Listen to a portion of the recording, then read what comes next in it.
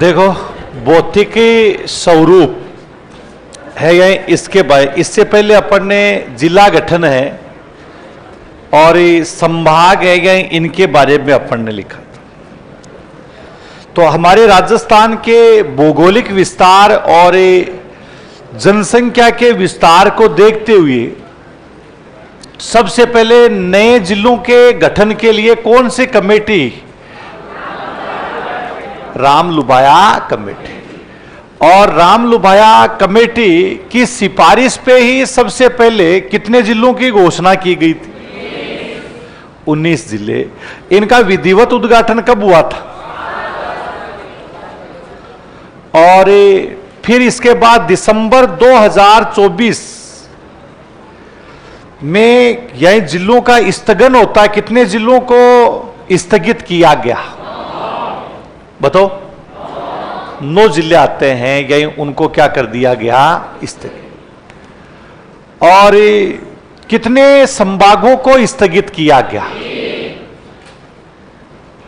3 जिलों को भी, ये 3 संभागों को स्थगित। 3 कौन कौन से संभागों को स्थगित किया गया? सीकर, बांसवाड़ा और पाली। तो वर्तमान में संभागों की संख्या कितनी है? 7 संभाग हैं। पहले एक बार कितने हो गए थे? सर्वाधिक संभाग, ऐसा कौन सा संभाग है जिसमें सबसे ज्यादा सर्वाधिक जिले हैं? ये बताओ। जोधपुर संभाग है, इसमें सबसे ज्यादा क्या है? कितने जिले हैं जोधपुर संभाग? सिरोही कौन से संभाग में आता है? सलूम्बर कौन से संभाग? खेरथल तिजारा कौन से संभाग? डीग कौन से में आता है? अभी खेरथल तिजारा भी कोई भरतपुर बोल रहा था, बोला है ना। अलवर कौन से संभाग में? कौन से में हो गया जी?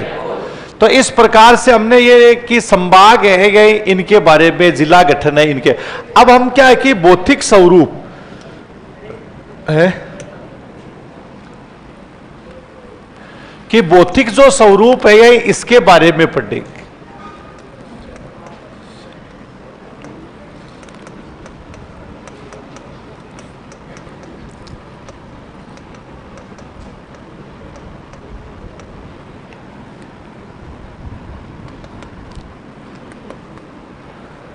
राजस्थान का भौतिक स्वरूप, और ये सबसे पहले भौतिक स्वरूप है, इसमें हम भूआकृति लिखेंगे। जियोमोर्फोलॉजी है गए, इसके बारे में। भूआकृति नाम पे ही फोकस करना है। भूआकृति का मतलब क्या है? भूमि का आकार, यही तो होता है सिंपल सा। अब क्या भूमि का सब जगह आकार समान होता है या असमान? असमान। कई जगह पर्वत होते हैं, कहीं पठार आपको मिलेंगे, कहीं मैदान मिलेंगे ना। तो इसी को भूआकृति कहते हैं। मतलब भूआकृति का मतलब यह हो गया कि पर्वत, पठार और ये मैदान, यानी माउंटेन, प्लेट्यू एंड प्लेन्स जिसको अपन कह सकते हैं। पर्वत, पठार और ये मैदान को ही किस नाम से जाना आता है? भूआकृति। और इन सब का निर्धारण है समुद्र तल से किया जाता है। हाँ, इन सब का निर्धारण समुद्र तल से किसके आधार पर किया जाता है? ऊंचाई। इसलिए 3 नाम न लिख करके हम एक भी नाम लिख सकते हैं, जिसको हम उच्चावच कहेंगे। रिलीफ, यही उच्चावच है, यही इसके नाम से भी इसको जानना आता है। हाँ, रिलीफ कह सकते हैं, उच्चावच से कह सकते हैं। तो पर्वत, पठार और कौन सा हो गया? मैदान। इसको हम भूआकृति कहेंगे। और इन सब का निर्धारण कहां से किया जाता है?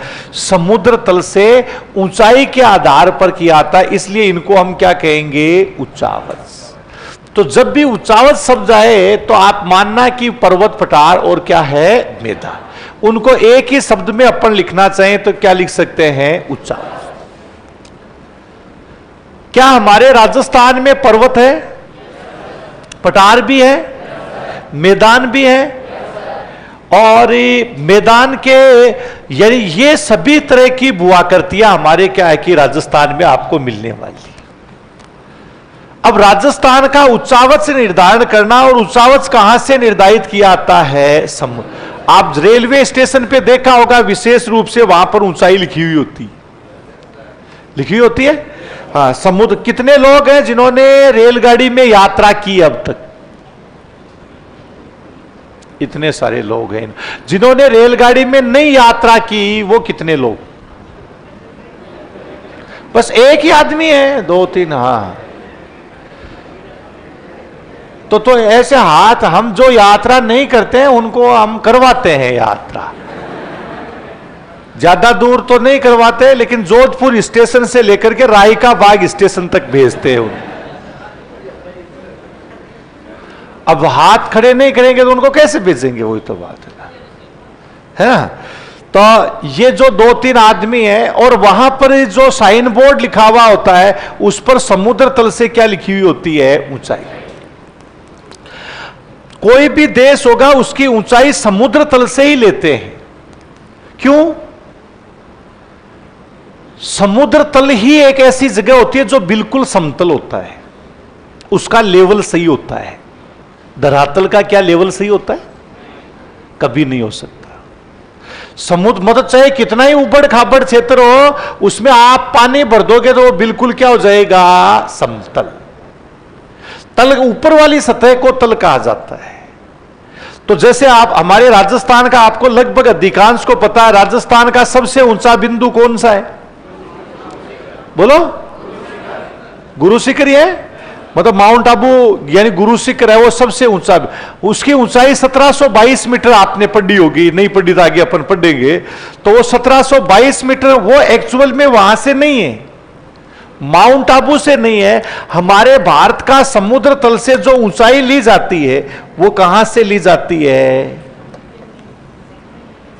बताओ कहां से ली जाती है? चेन्नई। तलेक्षण विभाग कौन सा हो गया? चेन्नई। आज आप ये भी पता लगाएंगे इसमें कि आप कितने ऊंचाई वाले एरिया में रहते हैं, इसका भी ध्यान रहे। तो तलेक्षण विभाग कौन सा हो गया? चेन्नई। वहां से ऊंचाई ली जाती। कई तो अभी टेंशन में आ गए कि मास्टर ने बहुत लंबी फेंक दी कि चेन्नई से कोई ऊंचाई ली जाती है? ली जाती। अभी आप जैसे जोधपुर स्टेशन पे गए, जोधपुर स्टेशन पे आप देखोगे जो साइन बोर्ड पीले रंग के लगे हुए हैं उन पे लिखा हुआ होगा कि इसकी समुद्र तल से ऊंचाई है 241 मीटर। कितने मीटर है? 200। पता चला कि रेल की पटरी तो इतनी सी ऊंची है, ये 241 मीटर कैसे होगी? वो कहां से है? चेन्नई से है। ऊंचाई कहां से ली जाती है? वो यही चेन्नई है, यानी इससे। राजस्थान का सबसे ऊंचा बिंदु गुरु शिखर है, और सबसे नीचा बिंदु कौन सा आता है? सांबर झील। सबसे नीचा बिंदु कौन सा हो गया? और सबसे ऊंचा बिंदु। अब इसके बीच में और कौन कौन से क्षेत्र आएंगे, यानी उन सबको इसमें लिया जाएगा। तो ये किस तरीके से हम ऊंचावच है इनको निर्धारित करेंगे, यानी इनके बारे में लिखेंगे। और तो पहले एक लाइन लिखिएगा आप भूआकृति लिख करके।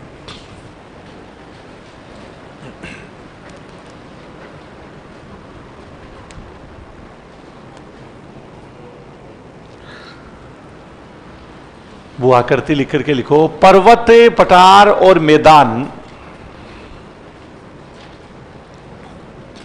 पर्वत, पठार और मैदान को भूआकृति कहते हैं। पर्वत, पठार और मैदान को भूआकृति कहते हैं।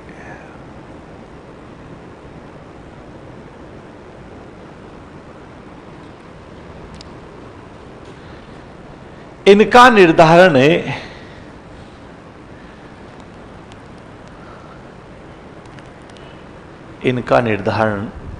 समुद्र तल से ऊंचाई के आधार पर ही, इनका निर्धारण समुद्र तल से ऊंचाई के आधार पर किया जाता है।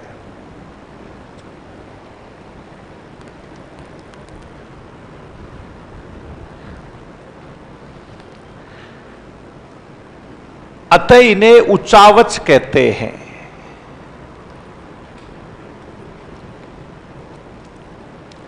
अतः इन्हें उच्चावच कहते हैं।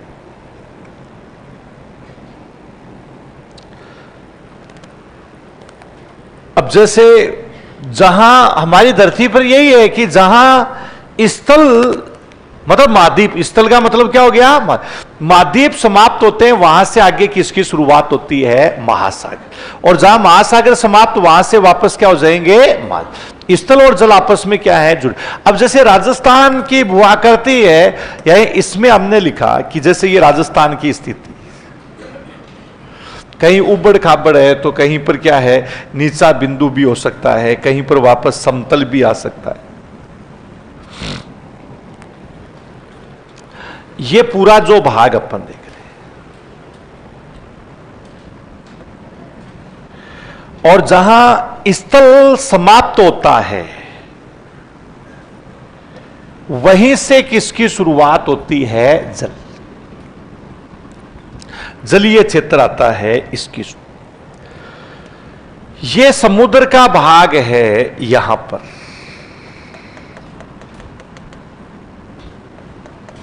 समुद्र तल आपको ध्यान रखना है, इसको नहीं कहेंगे, ऊपर वाली जो सतह होती है उसको समुद्र तल कहा जाता है। यह समुद्र तल है।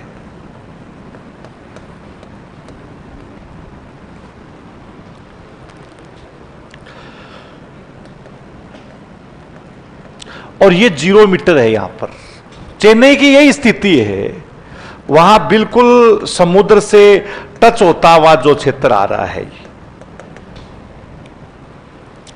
फिर भारत में आप देखेंगे कि ये जैसे भारत का चेन्नई का बिंदु है, यहां से अपन जाएंगे, ऊंचाई भी बढ़ेगी, कई बार कई बीच में जो नीचे क्षेत्र भी आ जाते हैं।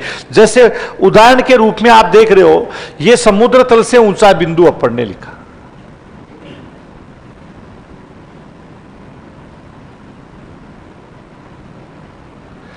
और ये भाग बताइए समुद्र तल से नीचा है या ऊंचा है, ये बताइए, ये बताओ, नीचा है या ऊंचा है, नीचा भाग। ये भाग समुद्र तल से क्या है, ऊंचा है। ये भाग भी समुद्र तल से क्या हो गया, ऊंचा। इसका नाम अपन ने लिखा है गुरु शिखर।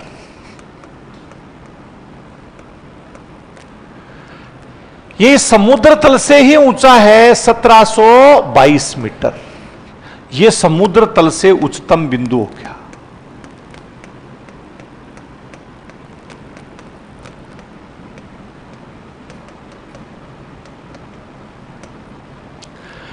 इसी प्रकार से बताओ, ये समुद्र तल से ऊंचा है या नीचा बिंदु है, यह है सांबर झील।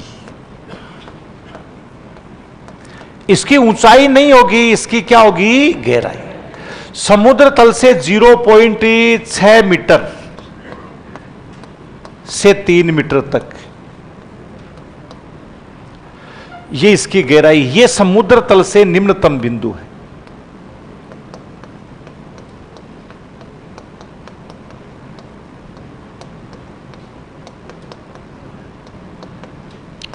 हाँ, कि एक समुद्र तल से उच्चतम बिंदु हो गया, और एक आप देखेंगे यही समुद्र तल से कौन सा बिंदु आता है, निम्नतम बिंदु।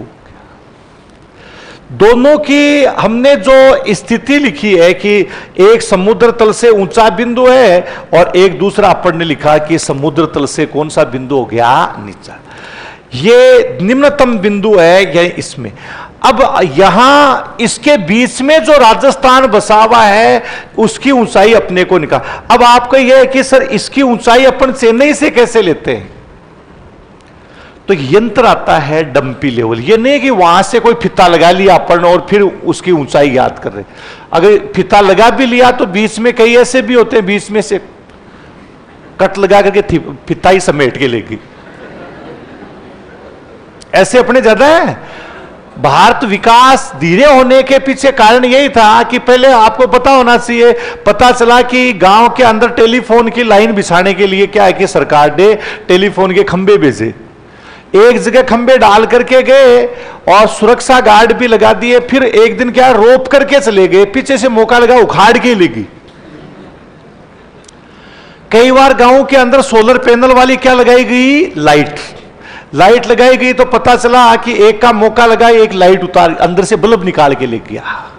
दूसरा क्या है, उसकी एंगल उतार के ले गया। तीसरा यानी क्या करके ले गया, उसका यानी केबल ही उतार के ले गया, है ना। तो ऐसा अपने नहीं है, यंत्र के द्वारा। जैसे अपन बीमार होते हैं, मान लीजिए पेट में कोई गड़बड़ हो गई, तो डॉक्टर अंदर पेट के अंदर घुस करके जाता है या यंत्र से पता लगाता है, यंत्र से। वैसे ही यंत्र आता है डंपी लेवल।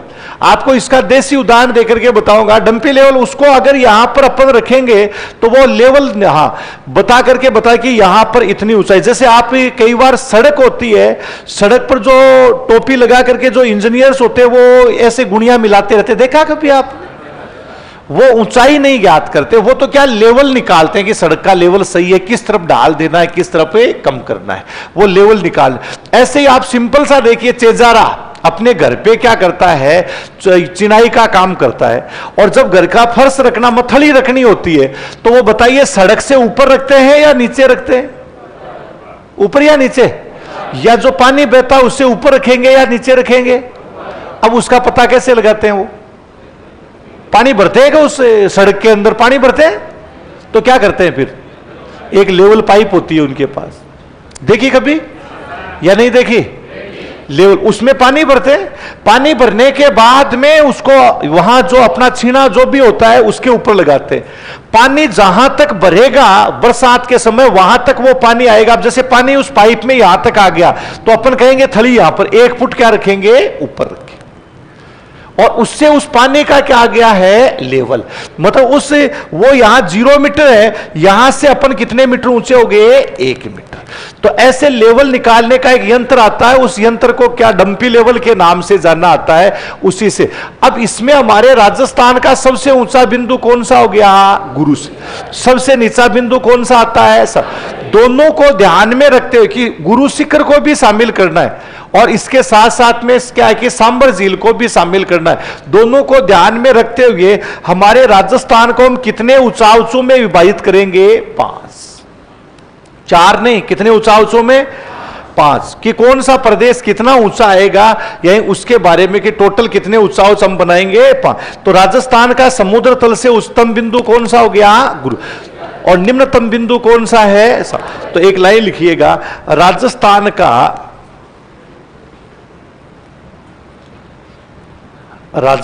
का समुद्र तल से, राजस्थान का समुद्र तल से उच्चतम बिंदु, उच्चतम बिंदु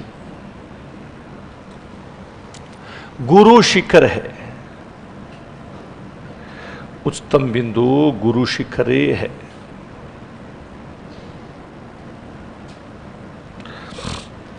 और निम्नतम बिंदु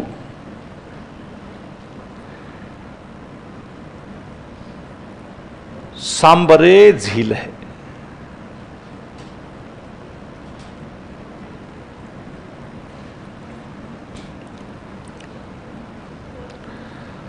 कि निम्नतम बिंदु कौन सा हो गया, सांबर। इन दोनों को आधार बनाते हुए, इन दोनों को आधार बनाते हुए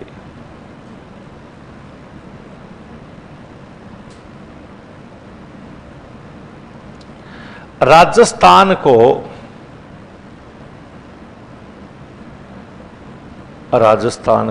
5 ऊंचाइयों में,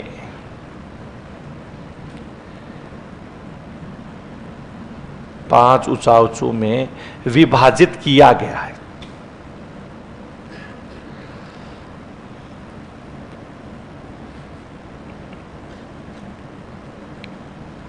कितने ऊंचाइयों में विभाजित किया गया है, 5। तो दोनों को ध्यान। अब ये कलर नहीं बनना, तुम्हें ऐसे बनाना है कि ऊपर देखिए, ऊपर से जल, यही होता है मेन सी लेवल, इसको तो तली कहते हैं। ये नीचे वाले तो उबड़ खाबड़ होगी, यानी यहां से लिया था। कलर नहीं बनना है, फटाफट आप बना लीजिएगा।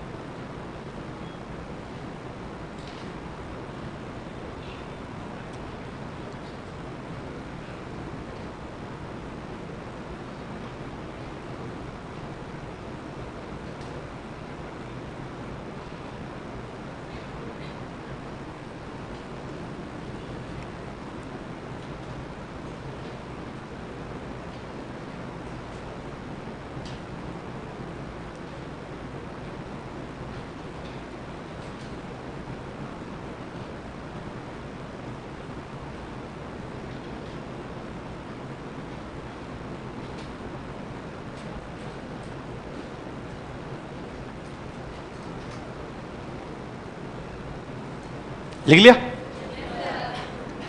अब देखो 5 उच्चावच हैं, इनमें कौन कौन से 5। सबसे पहले नंबर 1 पर्वत शिखर, जिसको माउंटेन पीक कहा जाता है।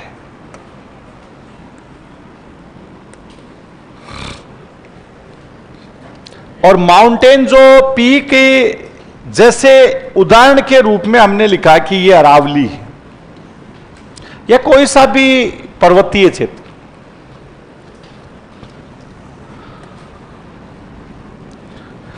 और इस क्षेत्र में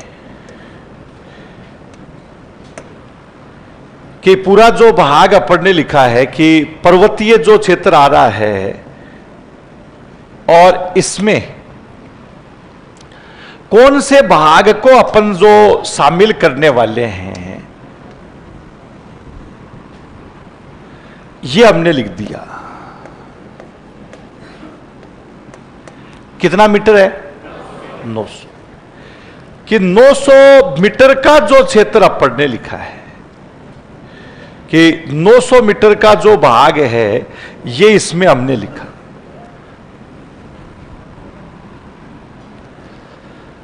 इसका कहने का मतलब है कि समुद्र तल, वह भाग जो समुद्र तल से कितने मीटर से अधिक है? 900 मीटर से क्या है? अधिक है। उसको क्या कहा जाता है? माउंटेन पीक के नाम से जाना जाएगा, पर्वतीय शिखर को। जैसे उदाहरण के रूप में अपन ने लिख दिया गुरु शिखर, शेर लिख दिया, देलवाड़ा, अचलगढ़, रघुनाथगढ़ तक अपन ये लिख सकते हैं कि ये देलवाड़ा हो। मतलब ये अभी उदाहरण लिखने, अपने कोई ऊंचाई नहीं लिखनी इनकी। कि उच्च शिखर या पर्वत शिखर वही कहलाएगा जिसकी समुद्र तल से ऊंचाई कितने मीटर से अधिक है? 900। और इसमें हमारे राजस्थान का केवल और केवल कितना प्रतिशत, संपूर्ण उच्चावच का केवल कितना प्रतिशत है? 1। अब आप इसको ऐसे समझिए, राजस्थान का कितना प्रतिशत भाग समुद्र तल से 900 मीटर से अधिक ऊंचाई पर स्थित है? बताओ कितना प्रतिशत भाग ऐसा है जो समुद्र तल से 900 मीटर से अधिक ऊंचाई पर स्थित है? बताइएगा कितना परसेंट है? क्षेत्रफल नहीं है, ये क्या है? ऊंचाई। क्या होगी? ऊंचाई। इसको हम क्या कहेंगे? पर्वतीय शिखर। ऐसे ही दूसरा एक उच्चावच हम लिखेंगे जिसको हम बोलेंगे पर्वत श्रृंखला।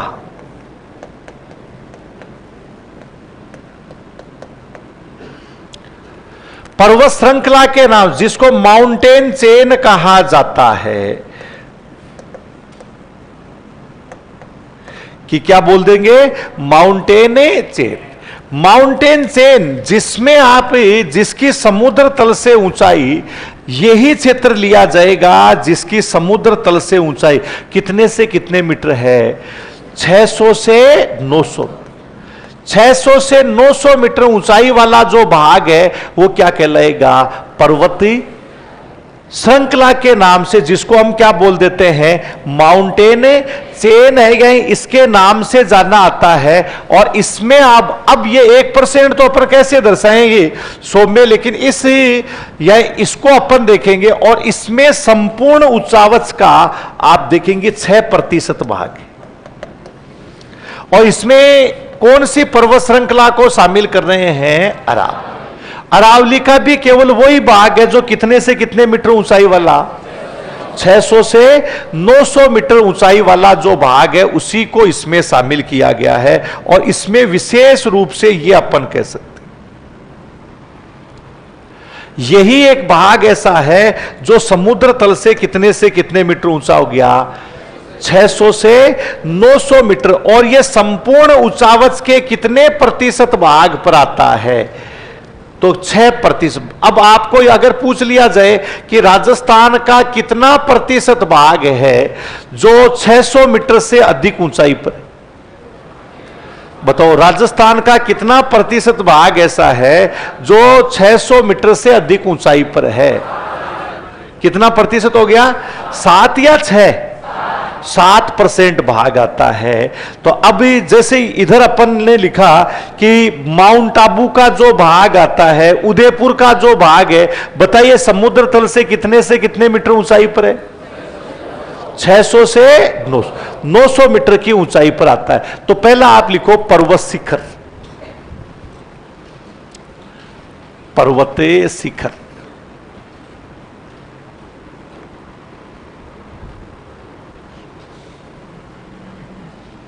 लिखो जिनकी समुद्र तल से ऊंचाई, जिनकी समुद्र तल से ऊंचाई 900 मीटर से अधिक है, 900 मीटर से अधिक ही है।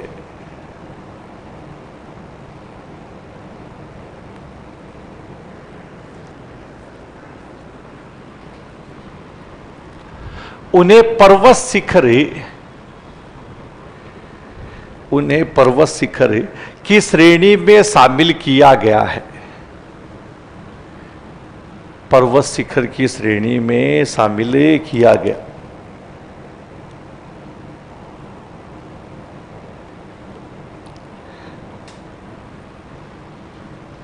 जैसे गुरु शिखर, शेर जरगा,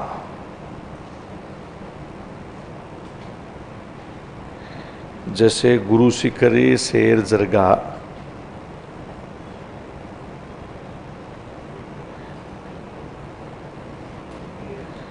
और कौन सा होगा?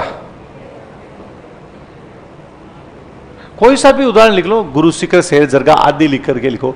ये संपूर्ण उच्चावच के,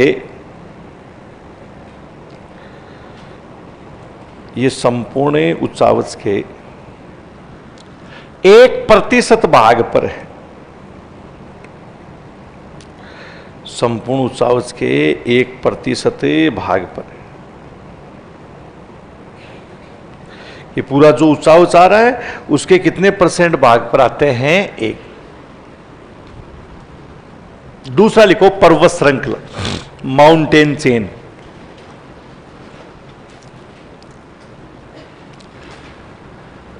देखो जिनकी समुद्र तल से ऊंचाई, जिनकी समुद्र तल से ऊंचाई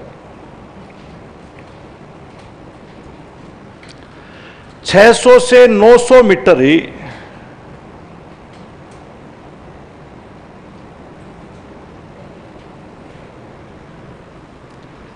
(600 से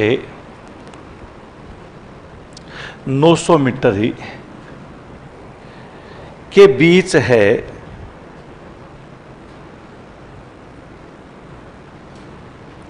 (600 से 900 मीटर के बीच है। जैसे अरावली,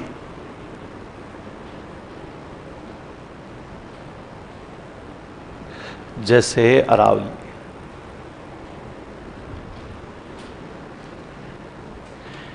यह संपूर्ण उच्चावच के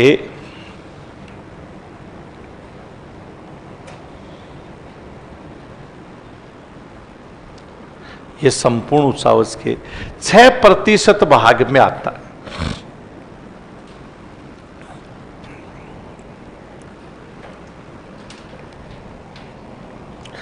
कि कितने प्रतिशत भाग में आता है? 6। इसके बाद अगला जो उच्चावच दिया गया वो है उच्च भूमि, या अपन फटार भी कह सकते हैं, हाई अपलैंड अपन कह सकते हैं।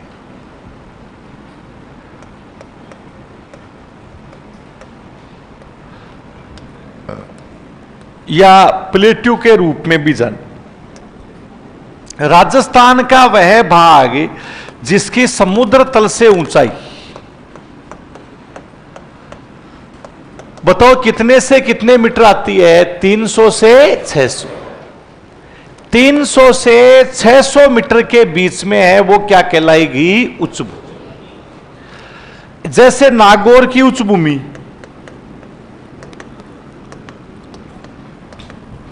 कौन सी भूमि होगी? नाग।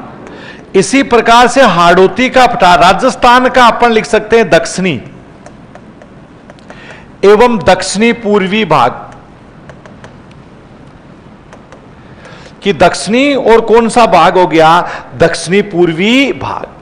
ये कितनी ऊंचाई का जो क्षेत्र आता है, तो उसमें अपन देखें कि ये जैसे भाग है, राजस्थान का ही जो भाग है, दक्षिणी और दक्षिणी पूर्वी जो भाग अपन लिख रहे हैं कि ये जैसे भाग है। इसी प्रकार से इधर जो नागौर की जो उच्च भूमि, इसके बीच में निम्न भूमि भी आ जाती है ऐसी। ये संपूर्ण जो उच्चावच है, इसके कितने प्रतिशत जो भाग आता है, तो उसमें आपको ध्यान रखना कि ये संपूर्ण उच्चावच के कितने प्रतिशत, 31% भाग, कि कितने परसेंट भाग पर आता है, यही 31% जो भाग है, यही इसमें इसको शामिल किया जाता है ना। 31% भाग इसी प्रकार, जिसको हम कौन सी भूमि में शामिल करेंगे, यही उच्च भूमि है, यही इसमें जो संपूर्ण उच्चावच के कितने प्रतिशत भाग पर आता है, संपूर्ण उच्चावच के कितने परसेंट भाग पर हो गया, 31। बताओ ये कितने से कितने मीटर ऊंचाई वाला जो भाग है, 300 से कितना हो जाएगा, 600। बहुत सारे अरावली के भाग इसी में आते हैं, ये 300। इसका मतलब कोटा, बूंदी, बारा, झालावाड़ की बताइए समुद्र तल से ऊंचाई कितनी होगी, 300 से 600। 300 से 600 मीटर क्या है, इसमें ऊंचाई आपको मिलेगी। अभी इसके बाद तो ये लिख लिया अपन ने, तो अगला लिखो उच्च भूमि, हाई अपलैंड। हाँ, इसमें लिखो उच्च भूमि में जिनकी समुद्र तल से ऊंचाई, जिनकी समुद्र तल से ऊंचाई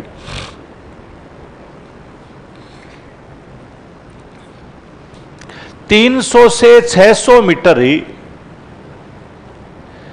300 से 600 मीटर ही होती है।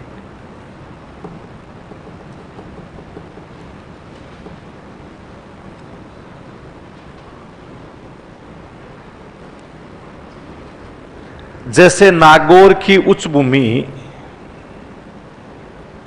जैसे नागौर की उच्च भूमि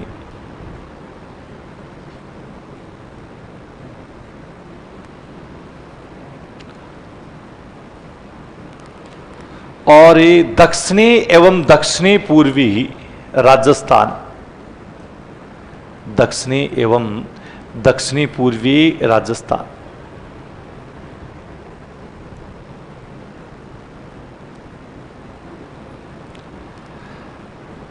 यह संपूर्ण उच्चावच के, संपूर्ण उच्चावच के 31% भाग,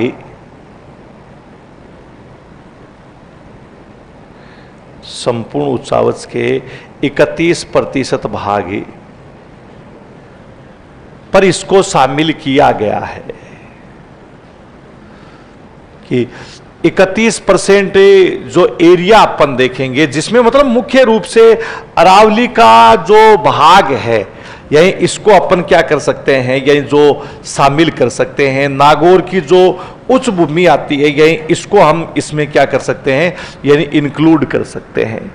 तो ये पूरा जो क्षेत्र अपन देख रहे हैं कि कितने परसेंट, यही इसको पूरे को हमने कहा 31%, जो संपूर्ण उच्चावच के कितने परसेंट भाग पर आएगा, 31% भाग आता है इसमें। बताओ इसकी ऊंचाई कितने से कितने मीटर मिलेगी, 300 से 600। 300 से मतलब अरावली की ज्यादातर जो पहाड़ियां हैं उनकी यही है। हाँ, मुख्य अरावली तो अपन देखेंगे ये यहां दक्षिणी पश्चिमी जो भाग आता है, यही इसी। अब इसके बाद अगला जो चौथा भाग आएगा, प्लेन आएगा। प्लेन का मतलब क्या हो गया, मैदान।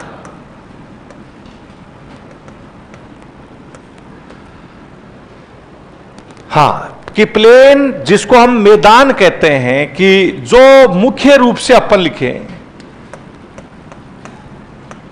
कितने से कितने मीटर ऊंचा हो गया, 150 से 300, कि 150 से 300 मीटर ऊंचा जो भाग है उसको हम क्या बोल देंगे, मैदान। मैदानी क्षेत्र रह गए, उसमें इसको क्या है, यानी शामिल किया जाता है। और राजस्थान का अधिकांश भाग इसी में आता है। 150 से कितने में 3, और उसमें भी आप देखोगे तो ज्यादातर अपने को 250 से 300 के बीच में ज्यादा मिलेगा। 250 है ना, उससे 300।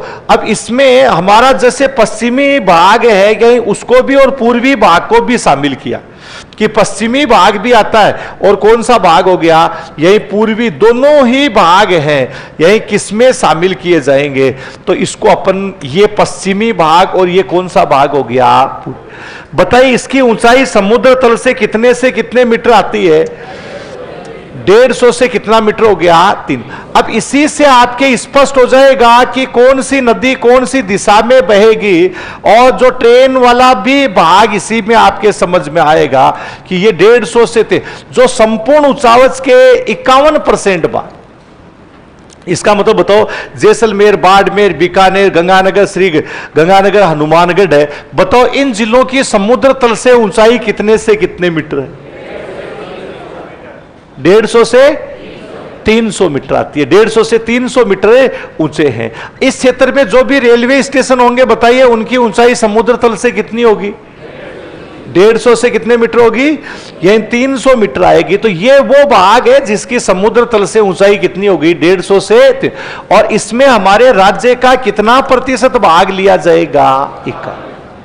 तो बताओ हम समुद्र तल से कितने मीटर की ऊंचाई में, 150 से 300। 150 से 300 मीटर मैदान में है अपन, न तो पर्वत पे न पठार, अपन कहां पर है, मैदान। और मैदान नीचा जो भाग आता है जहां पर आसानी से क्या होती है, ऑक्सीजन की आपूर्ति होती, कोई ज्यादा जोर नहीं आता है यहां पर। इसीलिए मैदानों में रहने वाले जो लोग होते हैं वो आलसी प्रवृत्ति के होते हैं। क्या तेरे खुद को देख ले कितनी अलसा रही है, वही बात है ना। हाँ, तो वास्तविक है ये, मजाक नहीं है। मैदानों में रहने वाले लोग क्या होते हैं, आलसी। पर्वतों और पहाड़ियों में रहने वाले, जंगलों में रहने वाले लोग वीर और बहादुर होते हैं। वीर और क्या होते हैं, हर समय उनको संघर्ष करना होता है, चाहे वो सांस लेने से हो, चाहे पानी पीने से हो, चाहे खाना खाने से हो। इसलिए वो लोग क्या होंगे, वीर और ही बहादुर। वो देखो वो मुंह फाड़ रही है इतने, ये अभी अभी का उदाहरण है। मैदानों में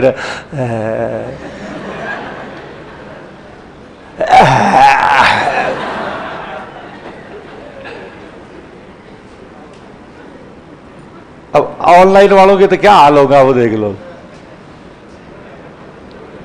जब इनके सामने मदारी डांस कर रहा है, उनके तो बेचारों के पर्दा ही पीछे है, हाल ही बेहाल है उनका, है ना। तो ये वास्तविक है। अपने नेपाली, बंगाली, बिहारी, इनको काम के लिए बुलाते हैं, बहादुर बोलते हैं उनको। कारण है वो कठोर वातावरण। आपके थोड़ा सा जैसे यात्रा ट्रेवलिंग भी करवाते हैं, उल्टियां होती है, जैसे थोड़ा कहे मेरे तो ट्रेवलिंग में गाड़ी में बैठते क्या आती है, उल्टी। उल्टी नहीं, फेफड़े कमजोर, हालत खराब है, अंदर से सड़े हुए हो, क्योंकि ऑक्सीजन का लेवल है वो, जैसे आप जाओगे ऊंचाई पे जाते हैं, ऑक्सीजन का लेवल क्या हो जाएगा, कम, दम घुटना शुरू, उल्टियां क्या होगी, इसका। फिर वहां सांस लेने, बार बार मुंह फाड़ना पड़ेगा। ये मैदान के लोग, इसीलिए वो क्या होते हैं, आलसी। ये मैं नहीं कह रहा हूं, अरस्तु ने कह दिया था। अरस्तु ने कहा था कि जो विशेष रूप से एशिया के लोग हैं, जो मैदानों में रहने वाले लोग हैं, वो बुद्धिजीवी हैं, कौशल है, बुद्धि है, यानी उनमें कौशल है, लेकिन वो आलसी है, इसलिए वो जिंदगी भर लोगों के गुलाम रहेंगे। और यूरोप के लोग हैं, यानी वो ठंडे वातावरण में रहते हैं, उनमें बुद्धि की कमी है, लेकिन फिर भी वो दुनिया पे क्या करेंगे, क्योंकि उनमें कौशलता, दक्षता बहुत ज्यादा है। उनमें कौशलता क्या पाई जाती है, अधिक पाई। हम 1 घंटे, आधे घंटे काम कर, थोड़ा रेस्ट कर लेते हैं, तो ये जलवायु है, क्लाइमेट है, इसका कोई ये नहीं है कि तो मैं सुधार करेगा कहां से, घेर रखा है चारों तरफ से, यानी मैदान है उसने घेर। तो ये 51% जो भाग आपको हमने बताया है कि 51% भाग किसके अंदर आता है, मैदान। तो राजस्थान का अधिकांश भाग बताइए कितने से कितने मीटर की ऊंचाई पर है, 150 से 300। कितना प्रतिशत भाग आता है, 51% जो भाग है। तो लिखिएगा आप मैदान लिख करके, मैदान में लिखो इनकी समुद्र तल से ऊंचाई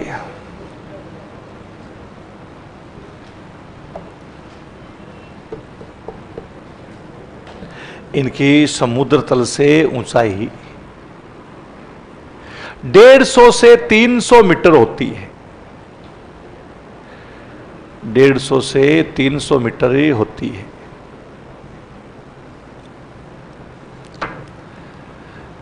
इसमें उत्तरी पश्चिमी रेतीला मैदान, इसमें उत्तरी पश्चिमी रेतीला मैदान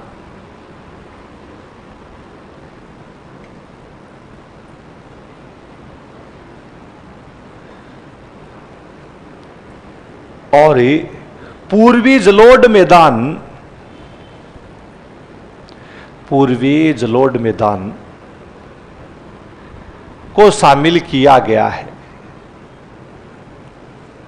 उत्तरी पश्चिमी रेतीला मैदान और पूर्वी जलोढ़ मैदान को शामिल किया गया। जो संपूर्ण उच्चावच के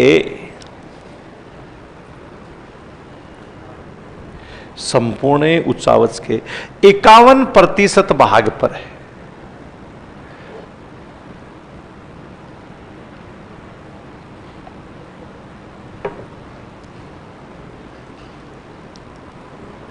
कितना प्रतिशत भाग आता है, 51% जो भाग है इसका। अब इसके बाद अगला नेक्स्ट अपन ने लिखा है कि निम्न भूमि, लो लैंड अपन कह सकते हैं। निम्न भूमि का मतलब है कि जिनकी जो समुद्र तल से ऊंचाई कितने से कम है, 150। अब 150 से वो समुद्र तल से नीचे भी हो सकता है और ऊपर भी हो सकता है, 150 मीटर। और इसमें हम देखेंगे तो कौन सा आएगा, खारे पानी की झीलें, जैसे सांबर, डीडवाना, कुचामन, नावा आता है। ये खारे पानी की झीलें जो बीच बीच के अंदर है, और इसके साथ में ही जो रण है जहां बरसात के समय पानी क्या होता है, यानी इकट्ठा हो जाता है रणभूमि के रूप में। ये देखिए, ये भाग अभी अपन ने लिखा है। इसी प्रकार से जैसे ये सांबर झील का जो क्षेत्र आ, यहां पर जैसे आप देखेंगे लोणकरण सर जो झील है इसका, ये वो भाग हैं जिनकी समुद्र तल से ऊंचाई कितने मीटर से कम मिलेगी। और ये संपूर्ण उच्चावच के 11% भाग पर आते हैं कि पूरे जो उच्चावच है उसके कितने प्रतिशत भाग पर आएंगे, 11% भाग पर इनको शामिल किया। तो इसमें जो निम्न भूमि, अब बताओ कि राजस्थान की समुद्र तल से जो 33 हमारे जिले हैं जिनको अभी 41 में कर दिया अपन ने, क्या उन सब की ऊंचाई समान होगी या असमान? समान न होकर के इनकी ऊंचाई क्या होगी, असमान। तो अगली एक लिखिएगा आप, निम्न भूमि लिख करके, निम्न भूमि में लिखो इनकी समुद्र तल से ऊंचाई, इनकी समुद्र तल से ऊंचाई 150 मीटर से कम होती, 150 मीटर से कम होती। इसमें खारे पानी की झीलों,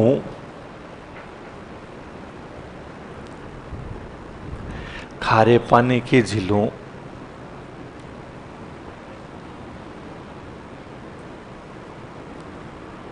और रणभूमि को शामिल किया गया है। खारे पानी की झीलों और रणभूमि को शामिल किया, रण दलदली जो मृदा पाई जाती है, जहां पर ये बरसात का पानी इकट्ठा, रणभूमि, ये संपूर्ण उच्चावच के, ये संपूर्ण उच्चावच के 11% भाग पर है। संपूर्ण उच्चावच के कितने प्रतिशत भाग पर हैं? 11। तो अब देखो कि ऊंचाई समान हुई या असमान? अब जैसे हाड़ौती का पठार है, दक्षिणी पूर्वी पठार, बताओ इसकी समुद्र तल से ऊंचाई कितनी? 300 से 600। और पूर्वी मैदान की ऊंचाई कितनी कितनी होगी? 150। इधर आ गया विंध्याचल पर्वत, तो 900 के आसपास तो हो गई। यहां से जो नदी निकलती है, यानी उस नदी का नाम क्या हो गया? चंबल। वो इसीलिए इस क्रम में बहती। नदी ऊंचाई की ओर बहती है या ढाल की ओर? तो ढाल बना या नहीं बना? तो उल्टे क्रम में बहने का यही कारण है कि ये भाग 3, यानी क्या है? 150 से 3, और ये कितना हो गया? 300 से 600। ये 600 से कितने में आ जाएगा? 900। ये उच्च भूमि आ जाएगी और जल्द। ऐसे ही जैसे अपन देखेंगे कि यहां पर से एक नदी निकलती, कौन सी हो गई? बनास। इसी यहां पर आप देखेंगे तो यह इसी क्षेत्र से एक नदी निकलती है, कौन सी हो गई? लूणी। ढाल की तरफ बह रही है। इंदिरा गांधी नहर को आईजीएनपी को ही अपन देख सकते हैं, इसी प्रकार से निकाला गया, जिसको आईजीएनपी अपन बोल देते। तो ये ढाल की तरफ ही है। दूसरा, यहां मतलब अब बताइएगा कि हमारे राजस्थान की ऊंचाई समान हुई या असमान? 900 मीटर से ऊपर वाला केवल ही कितना % भाग आता है? ऐसी कहीं कहीं पर जो डैश लाइन बनी हुई है वो ही है 600 से 900। 600 से 900 का जो भाग अपन देख रहे हैं, ये अरावली वाला भाग कितना आता है? 600 से 900 का जो भाग अपन कह सकते हैं ये 300 से 600, ज्यादातर भाग ये 300 से 31% भाग 300 से कितना आता है? फिर 150 से 300, ये अपन देख रहे हैं 150 से कितना हो गया? और 150 से कम वाला भाग, जिसको अपन क्या है, ये यहां पर सांबर झील का जो भाग आ गया। अब बताओ, राजस्थान के सभी जिलों की ऊंचाई समान हुई या असमान? समान न होकर के किस प्रकार की हो जाएगी? असमान। ये 150 मीटर से भी क्या मिलेगा आपको? कम मिलेगा ऊंचाई। अब ये इससे है जैसे अपने को ये पूछा जाए कि एक जैसे क्वेश्चन अपने को दे दिया जाए,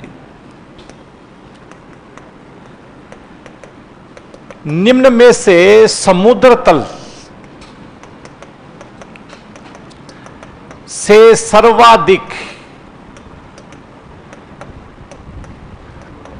ऊंचाई पर स्थित है। हाँ, कि निम्न में से समुद्र तल से सर्वाधिक ऊंचाई। एक हमने लिखा है हनुमानगढ़ या श्री गंगानगर लिख देते हैं।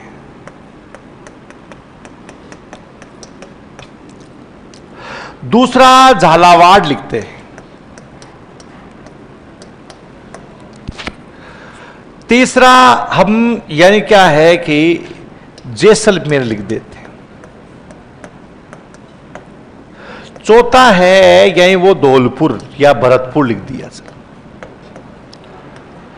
और ये पूछा गया कि बताइए कि इनमें से समुद्र तल से सर्वाधिक ऊंचाई पर स्थित है, बताइए कौन सा सबसे ज्यादा ऊंचाई है? झालावाड़ तो ऐसे नीचे नहीं लटक रहा है।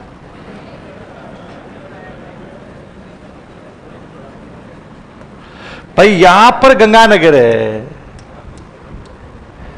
है ना?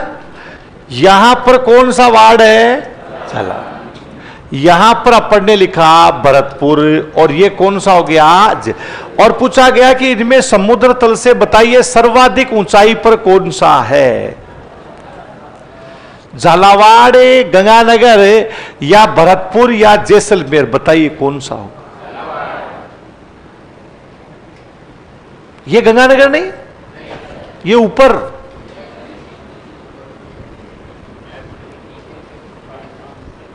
ऊपर है ना, मैप में ऊपर है। तो बताओ गंगानगर की ऊंचाई कितनी है? कितनी है? तो झालावाड़ की ऊंचाई कितनी है? 300 से कितनी होगी? 600। तो बताइए कौन सा हो गया? झालावाड़। कौन सा आएगा? झालावाड़ के जो स्टेशन है या उनकी रेलवे स्टेशनों की अब की बार जब भी यात्रा करो तो जो मैंने बताया उसी के अकॉर्डिंग मिलेंगे। जब भी आप ट्रेन से यात्रा करो तो स्टेशन पे जहां भी ट्रेन रुके वहां के स्टेशन के साइन बोर्ड पे आप देखना कि कितनी ऊंचाई लिखी है ना। कितने अपने वाले 150 से 150 भी नहीं, अपने वाले तो 200 से ऊपर मिलेंगे। आप 200-250 आ गए इसके आसपास में, 200 से 300 के बीच में सबसे ज्यादा एरिया आता है। तो इसका मतलब इसमें झालावाड़ सही है, करेक्ट है, पक्का। तो अगला जैसे एक हमने लिखा निम्न, राजस्थान का कितना भाग 300 मीटर से अधिक ऊंचाई पर स्थित है?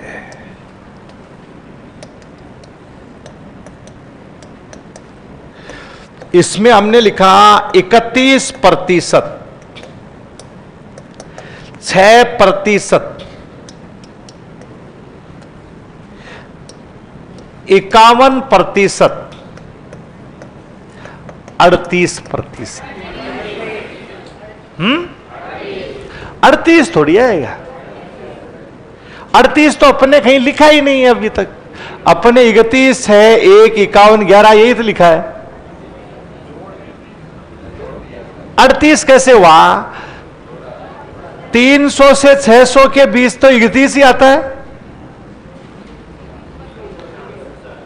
300 से क्या पूछा है? ऊपर। अब 300 से ऊपर जितना है 1722 तक वो पूरा आ गया, तो बोलो कितना प्रतिशत आएगा? 38। कितना परसेंट है? हाँ, कि 38% भाग है। बहुत सारे जो ऑनलाइन वाले 31% आंसर दे रहे हैं, 31 नहीं है। कितना होगा? 300 से 600 नहीं बताना है, 300 से ऊपर कितना परसेंट भाग हो गया? 38% जो भाग है यानी वो इसमें शामिल किया गया। लिख लिया तुमने? ये अपन ने पांचों ऊंचाई बता दिए थे आपको मैंने। हाँ, तो ये पांचों, इसका मतलब राजस्थान के सभी जिलों की ऊंचाई समान हुई या असमान? ऊंचाई समान न होकर के किस प्रकार की हो गई? असमान। असमान ऊंचाई वाला जो एक क्वेश्चन लिखिएगा, देखिए। हाँ, डी लिखने वाला जीवन चौधरी, सिमरन शर्मा, हाँ हितल, वो भी तो लिखो। राजस्थान का अधिकांश,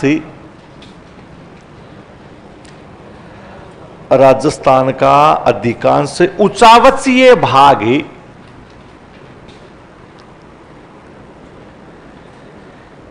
राजस्थान का अधिकांश उच्चावचीय भागे समुद्र तल से, राजस्थान का अधिकांश उच्चावचीय भागे समुद्र तल से खालिस्तान, खालिस्तान लिखना नहीं है, जानते हो खालिस्तान? हाँ, खालिस्तान मीटर ऊपर की श्रेणी में, खालिस्तान मीटर, हाँ मीटर ऊपर की श्रेणी में आता है।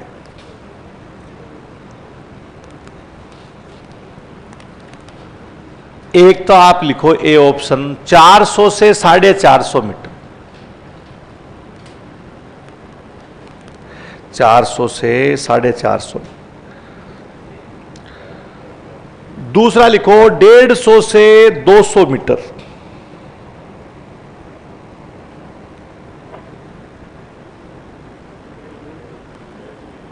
150 से 200 मीटर।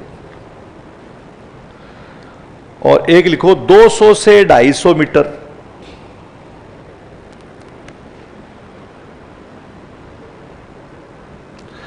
दो सौ से 250 मीटर और एक आप लिखो 250 से 300 मीटर।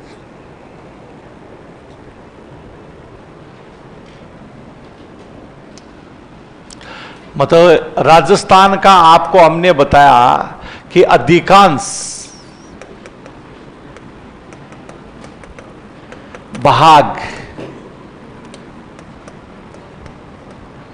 उच्चावची खालिस्तान मीटर की श्रेणी में आता है। तो एक तो आपको मैंने 400 से 450 बताया, एक हमने 150 से 200 लिखा और एक 200 से 250 लिख दिया और एक हमने लिखा है 250 से 300। बताइएगा कि इसमें से अधिकांश भाग कौन सी आएगा। तो पहले तो आपको यह तो निकालना ही है कि 400 से 450 तो होगा ही नहीं, होगा या नहीं होगा? ये तो नहीं। अब ये रही कि बात 150 से 300 मीटर के बीच में जो भाग है वो कितना परसेंट है? 51। अब यहां 150 से 200 भी दे रखा है, 200 से क्या दे रखा है? 250 और 250 से कितना दे रखा है? 300। 250 से कितना है?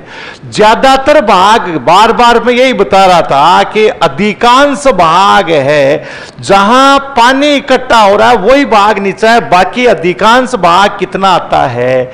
250 से 300। 250 से कितना है? 300 मीटर। डी ऑप्शन है, यानी ये इसमें मतलब 270 मीटर से ऊंचा माना जाता है। कितना माना आता है? 200। हाँ, कि अब आप जब भी ट्रेवलिंग करेंगे तो देखिएगा बस स्टैंड पे ऊंचाई नहीं लिखी होती है। लिखी होती है क्या? आप में से कुछ लोगों ने प्लेन में भी यात्रा की होगी। कितने लोगों ने की है? 2 3 4 आदमी ने। तूने की? किराया थोड़ी लगा तेरा? घर वाले कहीं बैग में डाल के तो नहीं लगे थे?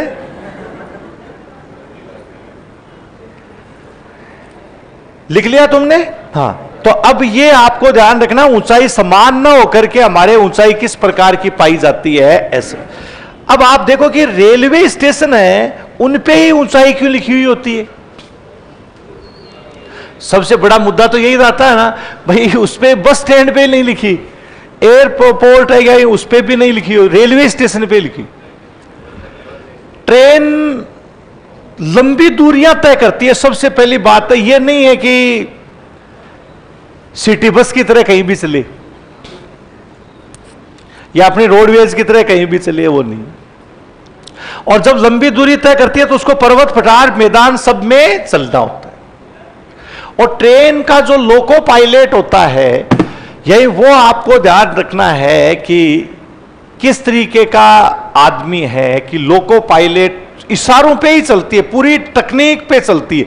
क्या ट्रेन के आपने इंजन तो देखा है या नहीं देखा? इंजन, उसका ड्राइवर होता है, उसको लोको पायलट कहते हैं। उसमें स्टीयरिंग नहीं होता है, तो सोचा कि वहां चला रहा है, अब मोड़ आ गया, वो लगा हुआ है घुमाने में। ऐसा करते हुए देखा कभी उसको? नहीं देखा। वो उसका टेक्नीशियन होता है, वो पूरे इशारों पे ही चलती है। डॉक्टर गौरव शर्मा सर 38 कैसे है? अब क्या करें, हमारे देश का गणित का क्या हाल है।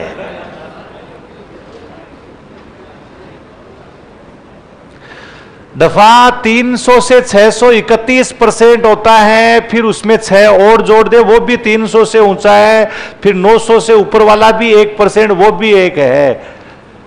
टोटल कितना हो गया? 38। इसका मतलब 300 से नीचे वाला 62% हो गया।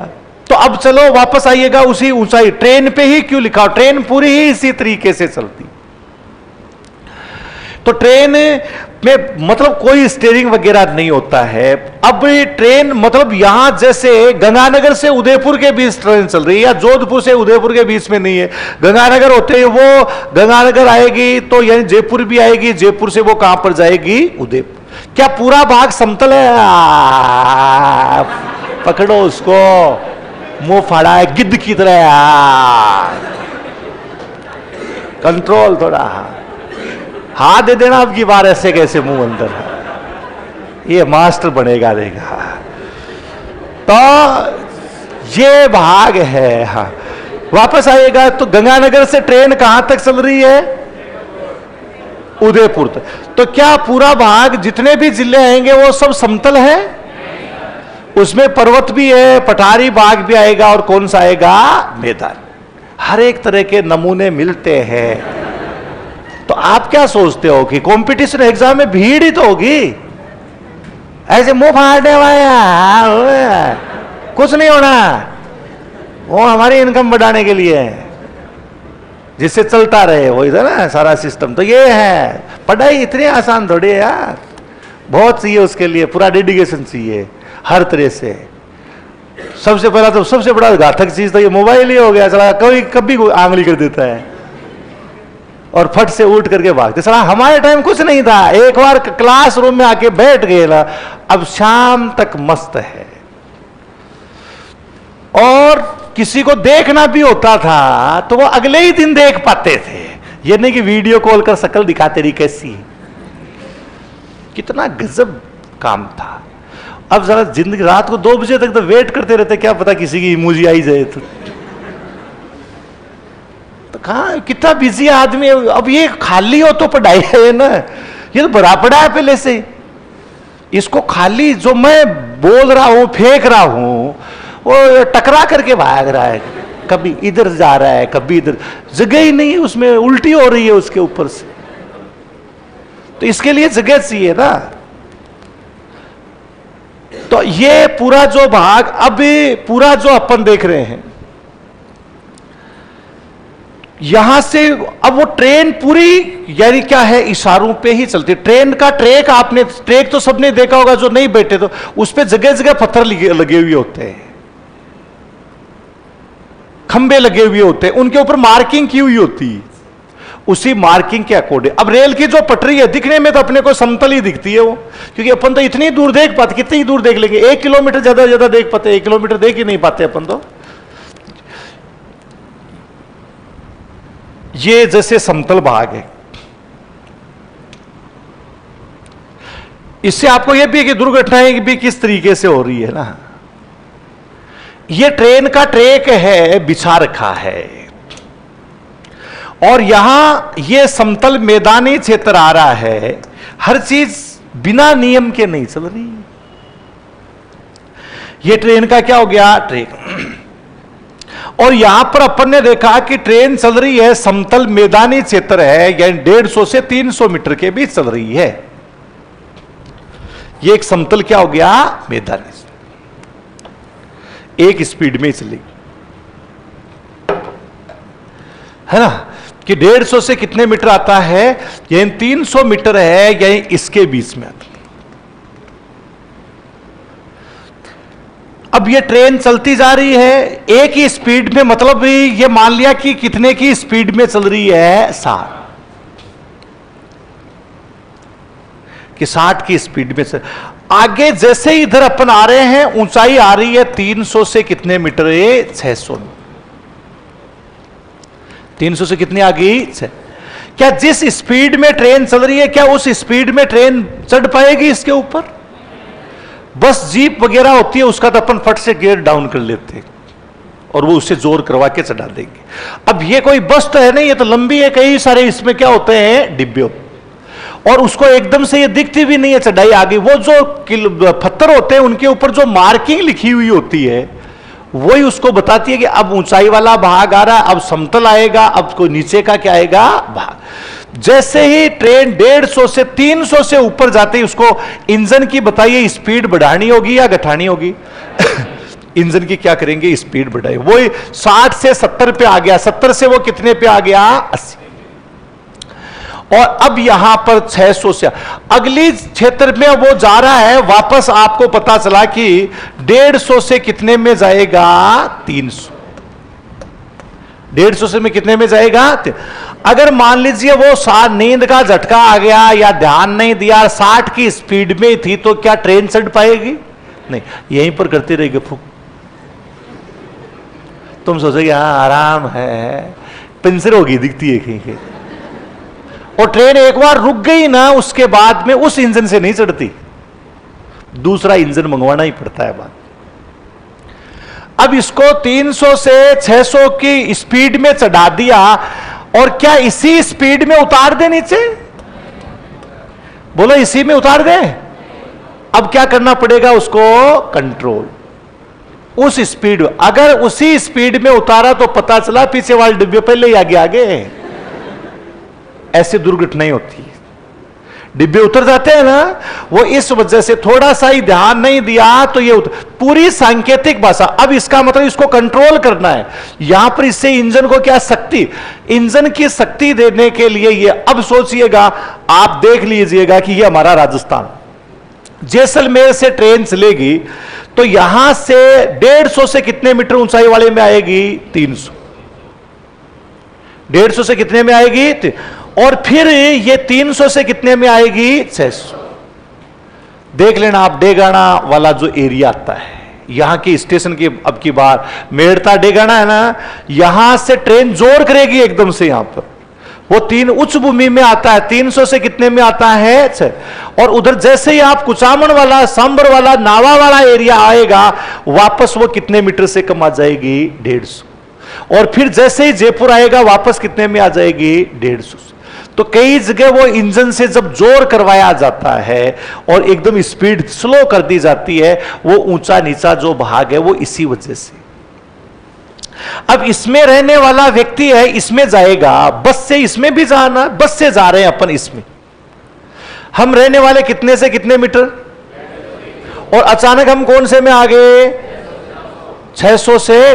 कान में तनन तन की आवाज स्टार्ट, जी घुटना क्या हो जाएगा शुरू, क्योंकि ऑक्सीजन का लेवल क्या हो गया, और क्या स्टार्ट हो जाएगी? वो उल्टियां शुरू हो जाएगी। उसको नींबू सुंघाने से कुछ नहीं होगा। हाँ, कहीं कहीं नींबू चूस ले, हाँ कहीं कहीं तो पेट्रोल ही सुंघा देते हैं कहीं इसके उल्ट। अरे भाई कारण है, आप कहां के रहने वाले हो? कईयों के है ये प्रॉब्लम, फेफड़े कमजोर हैं, वो होगा ही नींबू सूंघने से। और माचिस, वो क्या पता क्या, कोई कई नुस्खे बताते हैं अलग अलग, उससे कुछ नहीं होने वाला। वही फिर कई कहते तू उल्टी के बारे में पहले सोच लिया इसलिए तेरा आ गई थी। आ गई क्या, फड़फड़ाहट अंदर वाले सही कर नहीं रहे ना, तो वो इसलिए आता है। और उधर जो इन क्षेत्रों के रहने वाले लोग, इनके कोई प्रॉब्लम नहीं होती, इसलिए पहाड़ों में वहां काम करते हैं, ऑक्सीजन लेवल कम होता है, फिर वो काम। तो यहां अपने तो हर चीज आसान आराम से कर लेते हैं, इसलिए किसी को माला देकर अपने जैसे फेंक देते हैं, इतना ही काम टाइम लगता। तो वो एक प्राकृतिक क्या हो गया का। तो ये ट्रेन इसीलिए पूरा जो ट्रैक है, इसीलिए ट्रेन पे लिखा हुआ होता है, छोटी नहीं है वो, पूरी ऊंचाई के। दूसरा आपने देखा होगा ट्रेन के डिब्बे के पीछे क्रॉस का निशान भी लगा हुआ, कभी अगर गौर किया, ऐसे क्रॉस लगा हुआ देखा, बड़ा सा क्या लगा हुआ होता है? क्रॉस। जब भी आप जिस स्टेशन से गुजरते हो तो दिन के समय की जो स्टेशन मास्टर होता है, यानी वो लिए एक लाल झंडी और एक कौन सी होती है? हरी, उसको हिलाता रहता है ना। रात को भी क्या झंडी हिलाता है? ये बैटरी होती है, हाँ, नहीं तो झंडी के चक्कर में कुछ और हो जाएगा वहां। हाँ, और उस बैटरी से आप देखना कि, और वो देखो कि जो दिन के समय देखना वो झंडी कब तक हिला रहा है, क्या इंजन निकलते अंदर जाके बैठ जाएगा? कब तक होगा? लास्ट डिब्बा जब तक नहीं चला जाता है तब तक। रात के समय वो बैटरी दिखाता रहता है, वैसे एक डिब्बू की तरफ करता रहता है, वो ये नहीं देखता है डिब्बे में कोई उल्टा सीधा काम तो नहीं कर रहा है। वो ये भी नहीं देख रहा है कि नीचे क्या है, कि क्या हो रहा है, हाँ कोई सा टायर पंचर तो नहीं है। वो इस तरह की चीज भी आप ही नहीं, वो कि कौन सी चीज, वो इस क्रॉस के निशान को ही देख रहा है। कौन से निशान को देख रहा है? क्रॉस। और जैसे ये क्रॉस का निशान चला गया, इसका मतलब पूरी ट्रेन क्या है? सकुशल है। ट्रेन क्या है? बिल्कुल यानी सकुशल है। और ये आपको ध्यान रखना है कि सारे डिब्बे आराम से, अगर वो क्रॉस नहीं है, केवल पीछे वाले डिब्बे, इसका मतलब पीछे छोड़ के आगे हो इतना, वो आराम कर रहे हैं, अभी के चलने वाली है थोड़ी देर। तो पूरी सांकेतिक चीजें, ये समुद्र तल से ऊंचाई है, इसी के अकॉर्डिंग क्या चलेगी? प्ले जो ट्रेन है उसी के अकॉर्डिंग चलेगी, उसी के अनुसार हमारा जो जलवायु है यही वो रहेगा, उसी के अनुसार बरसात होगी, सारी चीज ही इसी पर चलेगी। तो बताओ राजस्थान को कितने ऊंचाई में विभाजित किया गया है? कितने भागों में? यही 5 ऊंचाई में, एक में नहीं किया गया। कितने ऊंचाई में विभाजित किया गया? 5। तो सब बताओ 900 मीटर से अधिक ऊंचा भाग कितना है? 1%। 600 से 900 के बीच कितना? और 300 से 600 के बीच। तो अब बताओ ये नदियां किस तरफ बहेगी? पता चला या नहीं चला? इंदिरा गांधी नहर को किस तरफ? ढाल की तरफ। जल हमेशा किस तरफ चलेगा? ढाल। चंबल उल्टे क्रम में क्यों बह रही है? उसके पीछे भी यही का। माई का क्षेत्र भी अपन देखेंगे तो इसी क्षेत्र से आएगी, इस क्षेत्र से निकल जाएगी, नहीं कि इधर घुसेगी, है ना। तो ये सब मूल जो कारण, इधर रण कच्छ का रण वाला एरिया आ गया, तो रणभूमि 150 से क्या होती है? नीचे, इसीलिए ये इस तरफ। तो ये उच्चावच का भाग हो गया। तो अब बताओ ऊंचाई समान हुई या असमान? ठीक है। अब हम करेंगे कि हमारे राजस्थान का जो क्लासिफिकेशन, भौतिक विभाजन है, यानी इसके बारे।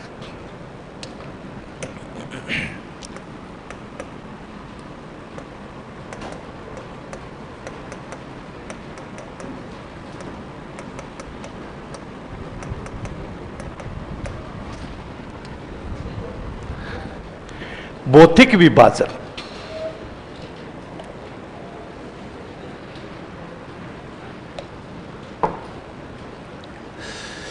तो अभी इसके बाद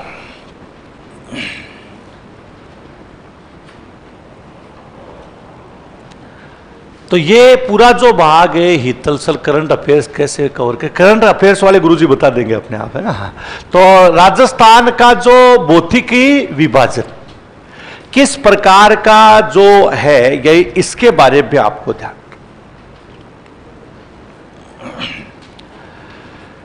ये तो ऊंचाई अब पढ़ने लिखेगी, सबकी ऊंचाई क्या नहीं है? समान नहीं है। अब राजस्थान विश्व का प्राचीनतम भूखंड है, नवीनतम भूखंड नहीं है। किस प्रकार का है? प्राचीनतम। अब ये प्राचीनतम का कैसे पता चलेगा अपने को? पूरा यहां की जो चट्टानी संरचना से पता चलता है। यहां की जो चट्टानें हैं यानी वो किस प्रकार की, उसको अपन भूगर्भिक समय सारणी कहते हैं। यही यहां पर जो अपन ये कह सकते हैं राजस्थान की भूगर्भिक संरचना। आपने प्री कैम्ब्रियन का नाम तो सुना ही होगा, जुरासिक का नाम सुना, क्रिटेशियस, इयोसीन, मायोसीन, ओलिगोसीन, ऐसे कई सारे नाम आते। यह है भूगर्भिक सारणी। थोड़ी सी अलग नाम है, लेकिन ये क्या है कि बीच बीच में आते रहेंगे ये नाम, तो थोड़ा सा ध्यान देना पड़ेगा। तो राजस्थान की जैसे भूगर्भिक संरचना है, भूगर्भिक जो संरचना थोड़ी सी अलग तरीके की। तो भूगर्भिक संरचना की अगर अपन बात करें, क्योंकि इसी से अपन फिर भौतिक विभाजन का, भाई पुराना है तो कैसे कैसे आपने ऐसे कह दिया पुराना, नया भी तो हो सकता है। तो पुराना भी है और नया भी है, कैसे पता चलेगा इसे? हमारी जो पृथ्वी है, इस पृथ्वी की जो आयु 4.6 अरब वर्ष है। कई जगह आपको 4.8 भी लिखा हुआ मिलेगा, तो यह नहीं कि वो गलत है। कई जगह 3.9 भी लिखा हुआ है, वो भी गलत नहीं,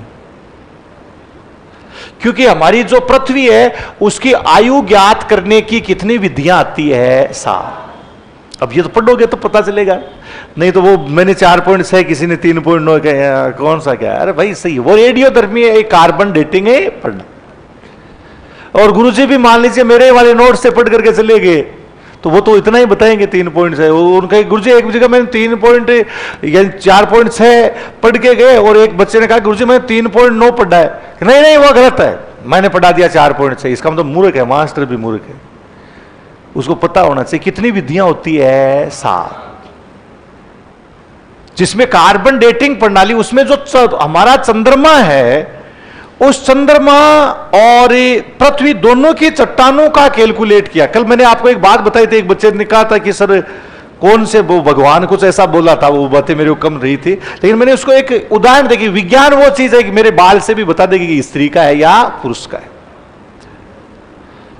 ये सारी चीज, जिस मंदिर में जो पत्थर लगा है उसके बारे में भी, जिस मस्जिद के अंदर जो मार्बल लगा है उसके बारे में बता देगी ये कब बना है, कैसे बना, ये किसकी देन है, विज्ञान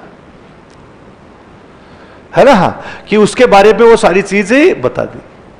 लेकिन उस जो मुख्य रूप से धार्मिक काम कर रहा है, पूजा पाठ कर रहा है, जो भी कर रहा है, उसको ले जा करके कहेंगे कि ये बाल किसका है बता, तो वो बता सकता है?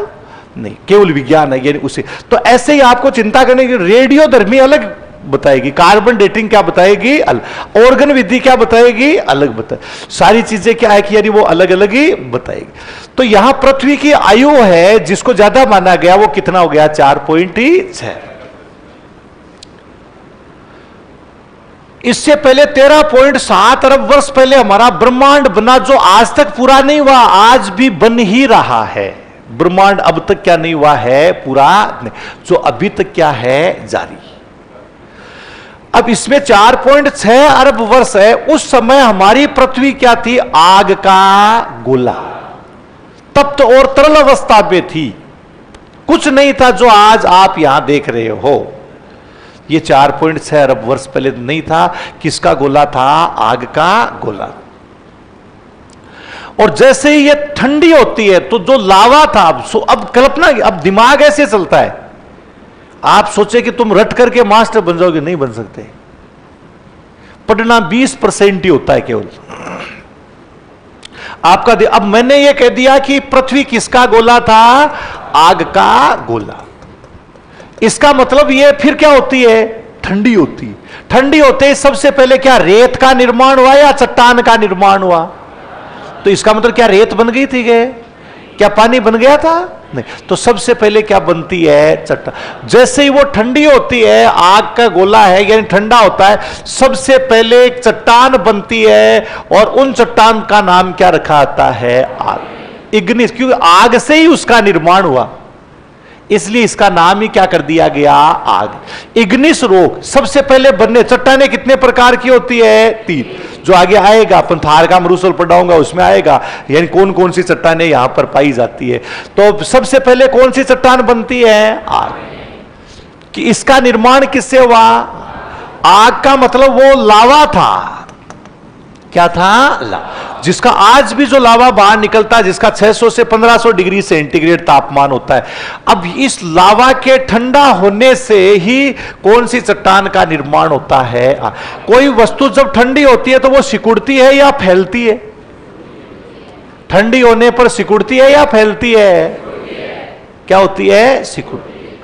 जैसे अपन सिकुड़ते जा रहे, सिकुड़ ही रहे हैं अपन दूसरे तरीके से सिकुड़ रहे हैं, मोबाइल के अंदर सिकुड़ते जा रहे, कोई पास में कौन क्या हो रहा है कोई मतलब नहीं है, बस उसमें अपन बिजी है। तो ये आग्नेय चट्टान। अब जैसे ही देखो, इसका मतलब सबसे पहले पृथ्वी बनती है, चट्टान का निर्माण होता है, इसका मतलब लिथोस्फेयर क्या बन जाता है, स्थलमंडल, और आग्नेय चट्टान। इसीलिए आग्नेय चट्टानों को पैतृक सेल कहते हैं। पैतृक का मतलब पिता, इसको मौलिक चट्टान कहते हैं, इसको प्रधान चट्टान कहते हैं। ग्रेनाइट का नाम सुना है? राजस्थान में सबसे ज्यादा ग्रेनाइट कहां पर है, कहां पर है, चलो वो ग्रेनाइट आग्नेय चट्टान ही। कौन सी चट्टान है, आग्नेय। अब उसी आग्नेय, जब पृथ्वी ठंडी हो रही थी तो वो सिकुड़ने से उसके अंदर से गैस बाहर निकलती, और सबसे पहले गैस कौन सी आती है, हाइड्रोजन। कौन सी गैस है, हाइड्रोजन। इसका मतलब चट्टान बनी तो स्थल मंडल बन गया। अब एक गैस आती है, यानी उस गैस का नाम क्या हो गया? वायुमंडल बन गया। क्या बन गया? वायु। कुछ समय फिर बाद हाइड्रोजन के साथ ही कौन सी गैस और बन जाती है? ऑक्सीजन। दोनों ने क्रिया की, क्या बन गया? इसका मतलब किसका निर्माण हो गया? जल। दो चीजें हो गई, जल, स्थल और वायु। तीन हो गई, जल भी हो गया, स्थल भी हो गया, और क्या हो गया? वायु। फिर जीव का शुभारंभ होता है। पहले दिन जीव नहीं आया था, कर्मिक रूप। और इन सभी क्रियाओं में हमारे राजस्थान में कुछ ना कुछ बना है। ये नहीं है कि यहां पर बना नहीं है, कुछ न कुछ चीजों का क्या हुआ है? यही निर्माण हुआ। इसलिए इस संपूर्ण भूगर्भिक समय को 4 कालखंडों में विभाजित किया आता है। कितने कालखंडों में? 4। और जो सबसे बड़ा भूगर्भिक समय सारणी का, भूगर्भिक इतिहास का सबसे बड़ा कालखंड होता है, उसको क्या कहा जाता है? एरा। एरा को हिंदी में क्या कहते हैं? महाकल्प कहते हैं। हालांकि इससे भी बड़ा इयोन होता है, लेकिन आपको जरूरत नहीं है। सबसे बड़ा कालखंड कौन सा होता है? एरा। एरा से छोटा जो कालखंड होता है उसको क्या कहते हैं? पीरियड। पीरियड का मतलब वो क्या कहलाता है? कल्प। महाकल्प। और ये क्या हो गया? इससे छोटा होता है इपोच होता है, जिसको युग कहते हैं। उसकी भी आपको कोई ज्यादा जरूरत नहीं पड़ेगी। ये इपोच होता है, इसका मतलब क्या होता है? युग। और इससे भी सबसे जो छोटा होता है उसको क्या कहते हैं? एज का मतलब कौन सा होता है? काल। अब यहां पर हमारी पृथ्वी की उत्पत्ति से लेकर के अब तक 4 महाकल्प हुए। कितने महाकल्प? 4। जिसमें सबसे पहला, जो सबसे ज्यादा नाम आपने आज तक सुना यही है, वो कौन सा कहलाता है? प्रीकेम। बोलो क्या लगाया जाए इसके साथ? महाकल्प, कल्प, युग या काल? बोलो क्या लगाया जाए? महाकल्प। जबकि लिखते क्या हो? प्री कैम्ब्रियन युग। यही गलत है, पहला तो आपको यही बता देता हूं। ये क्या कहलाता है? Pre Cambrian era. ये प्री कैम्ब्रियन युग नहीं होता है ये। जबकि जहां प्री कैम्ब्रियन युग में ये हुआ, भाई युग कहां है? युग तो बहुत छोटा है क्या ये? प्री कैम्ब्रियन एरा, जिसको हिंदी में कहा जाता है आद्य महाकल्प। कौन सा महाकल्प कहते हैं? जो कब से कब, जो आपको बताता हूं, पृथ्वी की उत्पत्ति से 57 करोड़ वर्ष। हाँ, कि कितना करोड़ वर्ष हो गया? 57 करोड़ वर्ष तक का जो भाग है, यानी वो क्या कहलाता है? प्रीकेम। इसके बाद अगला पैलियोजोइक आता है। कौन सा आता है? पेन। अब देखो इसमें शब्द जुड़ गया, कौन सा? जोइक। जहां जोइक शब्द आ गया, इसका मतलब जीव आ चुका है। क्या आ चुका है? जीव। इसको बोलते पूरा जीवी। कौन सा बोलते हैं? पूरा जीवी महाकल्प के नाम से जाना आता है। ये पूरा जीवी जो अपन लिखेंगे 57 करोड़ से 24.5 करोड़, 25 करोड़ लिख लो, इनमें कोई दिक्कत नहीं है। आप 24.5 करोड़ अपन ने लिखा है। इसके बाद में अगला जो आता है, यही उसको हम क्या कहते हैं? मेसोजोइक। मेसोजोइक मतलब कौन सा हो जाएगा? मध्य जीवी। कौन सा हो गया? मध्य जीवी महाकल्प। ये 24.5 करोड़ से 6.6 करोड़, मतलब 7 करोड़ लिख सकते हो आप।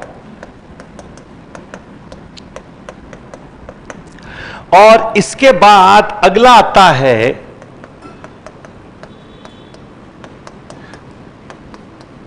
सीनोजोइक। कौन सा हो गया? सीनोजोइक एरा है। इसी को हम क्या बोलते हैं? नवजीवी महाकल्प।